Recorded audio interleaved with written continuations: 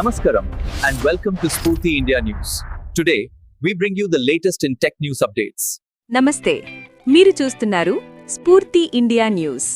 Tech news తాజా updates. ఈ మొదటి ఎపిసోడ్లో ఆధార్ కార్డ్ అప్డేట్ ఇక అత్యంత సులభమైన మార్గం. అది ఎలాగో ఇప్పుడు చూద్దాం.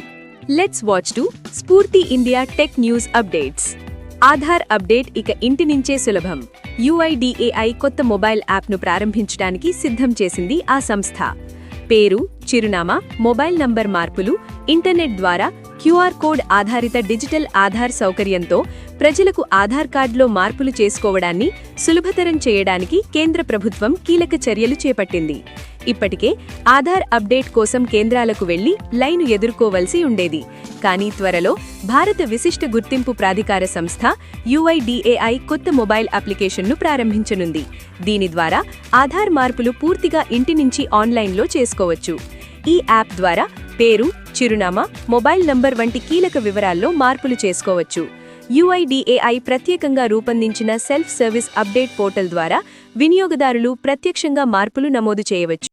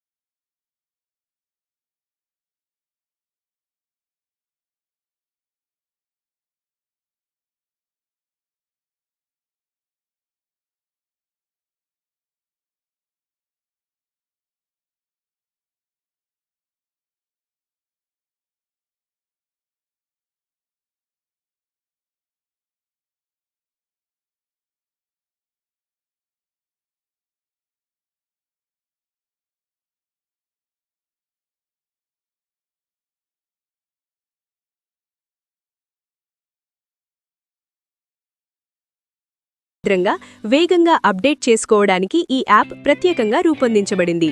ఆన్లైన్ సౌకర్యం, QR కోడ్ ఆధారిత డిజిటల్ విధానం, సెల్ఫ్ సర్వీస్ పోర్టల్ కలిగిన కొత్త వ్యవస్థతో ఆధార్ కేంద్రాల్లో ఏర్పడే రద్దీని కూడా గణనీయంగా తగ్గించగలుగుతాం.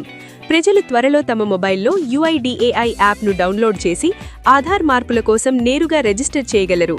QR కోడ్ ఆధారిత డిజిటల్ ఆధార్ ద్వారా ఆన్లైన్ మరియు ఆఫ్లైన్ రెండు సౌకర్యాలు మరింత సులభతరం అవుతాయి.